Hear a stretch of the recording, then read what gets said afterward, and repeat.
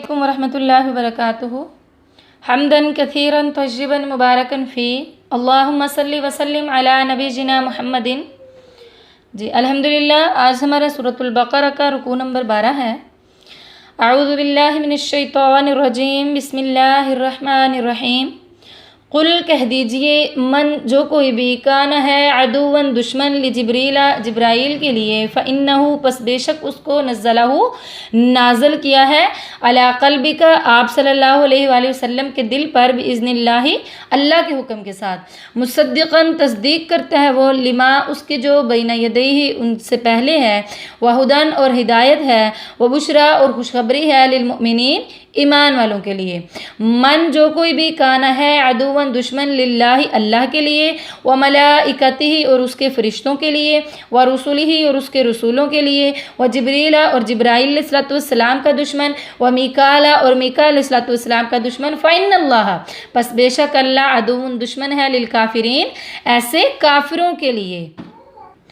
सही बुखारी शरीफ की एक रिवायत में है कि जब नबी अकरम सल्लल्लाहु अलैहि वसल्लम मदीना में तशरीफ़ लाए, उस वक़्त हज़रत अब्दुल्ला बिन सलाम रज़ियल्लाहु ताला अन्हु अपने बाग में थे और यहूदियत पर कायम थे। उन्होंने जब आप सल्लल्लाहु अलैहि वसल्लम की आमद की ख़बर सुनी तो हुज़ूर सल्लल्लाहु अलैहि वसल्लम के पास हाज़िर हुए और कहा, हुज़ूर सल्लल्लाहु अलैहि वसल्लम, मैं आपसे 3 बातें पूछता हूँ जिनका जवाब नबियों के सिवा किसी को मालूम नहीं है। अच्छा, मुझे ये बताइए कि क़यामत की सबसे पहली निशानी क्या है, और जन्नतियों का सबसे पहला खाना क्या है, और तीसरा सवाल ये है कि कौन सी चीज़ है जो बच्चा को कभी माँ की तरफ मुशाबा करती है और कभी बाप की मुशाबा करती है। तो आप सल्लल्लाहु अलैहि वसल्लम ने फरमाया, इन तीनों सवालों के जवाब मुझे अभी अभी जिब्राइल अलैहिस्सलाम बता कर गए हैं। तो हज़रत अब्दुल्ला बिन सलाम ने कहा, वो तो हमारा दुश्मन है। तो अल्लाह तबारक व तआला ने ये आयतें नाज़िल फरमाई और आप सल्लम ने ये आयत पढ़ी और फिर फरमाया कि सुनो, जो तुम्हारा पहला सवाल है कि क़यामत की सबसे पहली निशानी क्या है, तो क़यामत के करीब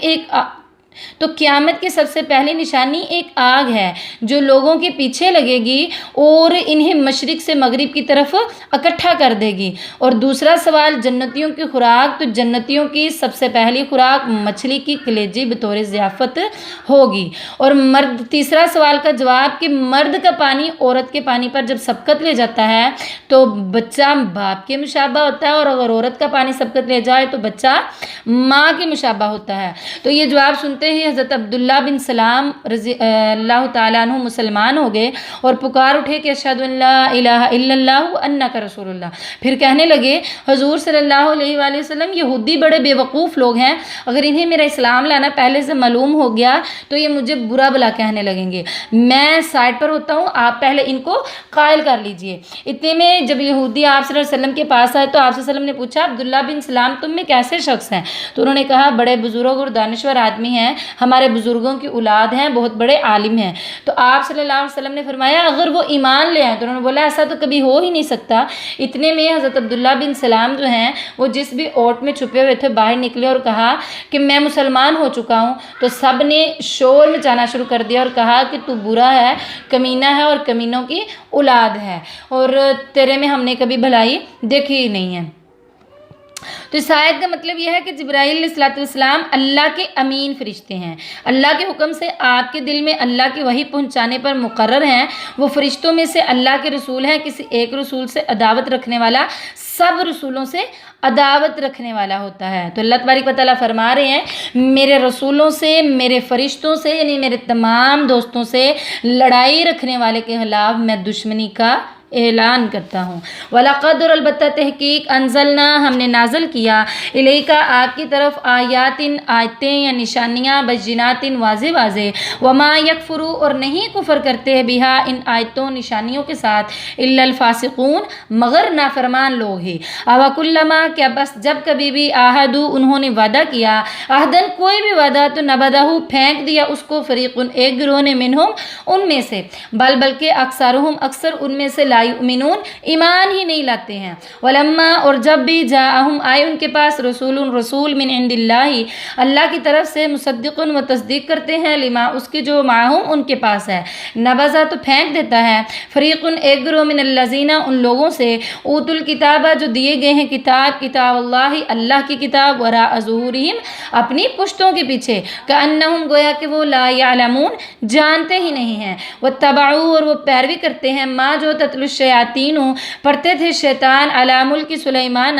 دور حکومت سلیمان علیہ السلام کے، وما کفر اور نہیں کفر کیا سلیمان علیہ السلام نے، ولیکن اور لیکن شیاطین شیطانوں نے کفر کیا، یعلمون الناس وہ سکھاتے تھے لوگوں کو سحر جادو، وما اور جو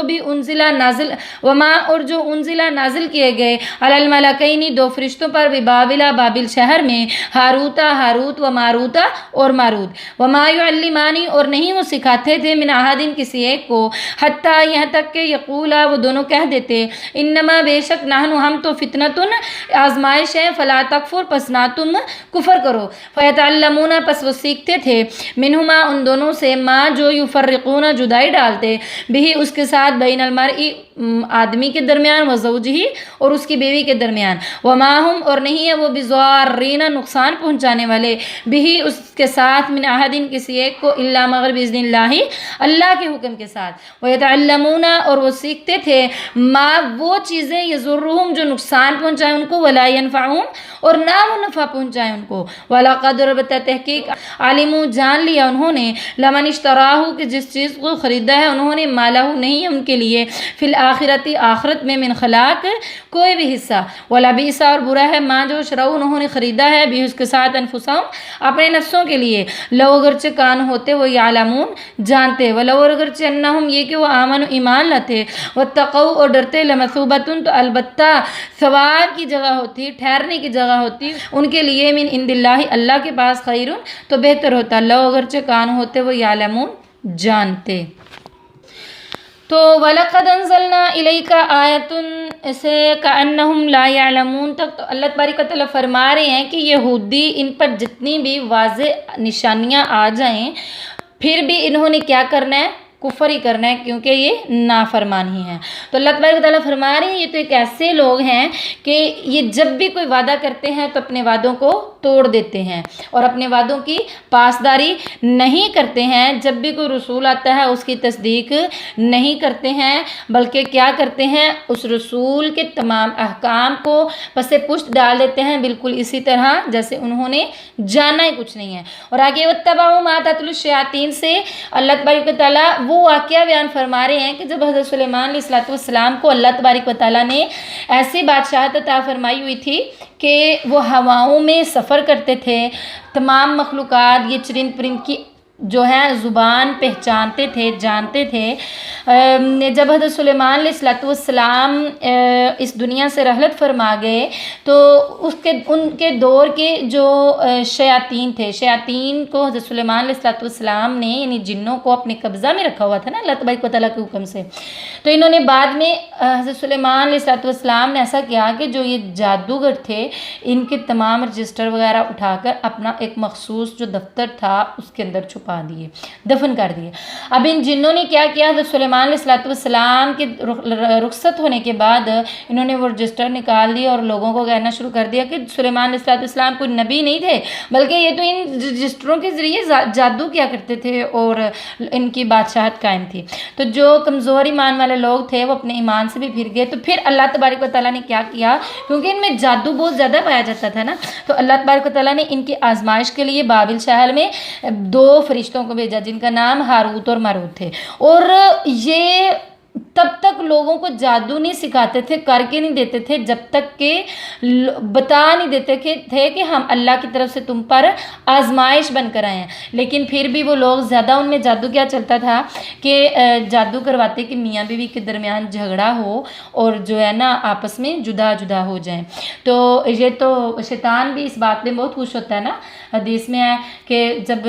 شام کو شیطان کے تمام چیلے واپس جاتے ہیں جو ان کا مخصوص وقت ہے تو جا کر بتاتے ہیں جی میں فلاں جگہ پہ قتل کروا کے آیا، میں لڑائی جھگڑا یہ کروا کے آیا، وہ کروا کے، چوری کروائی، یہ کروایا. لیکن جب ایک آنے والا آتا ہے اور آ کر کہتا ہے کہ میں فلاں میاں بیوی کے درمیان جدائی ڈالایا ہوں، طلاق کروایا ہوں، تو اس کو اپنے تخت پر بٹھاتا ہے اور اپنے گلے لگاتا ہے. تو مطلب کہ یہ جو ہے یہ شیطانی کام ہے، تو یہ شیطانی کام ہی وہ سیکھا کرتے تھے. اللہ تبارک و تعالیٰ ہمیں ان تمام شیطانی کاموں سے محفوظ فرمائے. تو اللہ تبارک و تعالیٰ فرما رہے ہیں یاد رکھیے یہ جو جادو ہے نا، یہ بھی اللہ کے حکم کے علاوہ اثر نہیں کر سکتے ہیں، کسی کو نقصان نہیں پہنچا سکتے ہیں. اللہ تبارک تعالیٰ کا حکم ہو ہی تو ہی پہنچا سکتے ہیں. تو ہمیں اللہ تبارک تعالیٰ نے ان جادو وغیرہ سے بچنے کے لیے قرآن پاک نازل کیا. ہم پر نبی اکرم صلی اللہ علیہ وسلم کی فرمان موجود ہیں، ہم پر آیت الکرسی پڑھیں، ہم سورۃ البقرہ کی آخری آیات کی تلاوت کریں. بلکہ سورۃ البقرہ ہی اگر 41 دن کسی گھر میں پڑھی جائے تو جتنے بھی جن جادو کے اثرات ہیں وہ مکمل طور پر ختم ہو جاتے ہیں. اور جو ہے آخری نبی اکرم صلی اللہ علیہ وآلہ وسلم پر بھی جب جادو ہوا تھا تو آخری صورتیں ہیں سورۃ الفلق اور سورۃ الناس،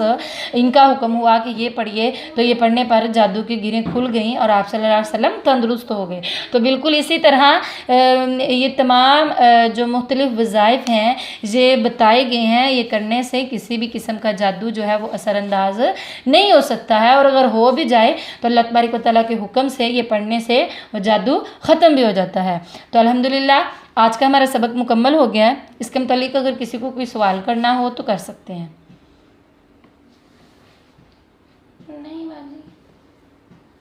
جی ٹھیک ہے، کوئی سوال نہیں ہے تو دعا پڑھ لیتے ہیں. سبحان ربک رب العزت عما یصفون وسلام علی المرسلین والحمد للہ رب العالمین. سبحانک اللہم وبحمدک نشہد ان لا الہ الا انت نستغفرک ونتوب الیک. السلام علیکم ورحمۃ اللہ وبرکاتہ.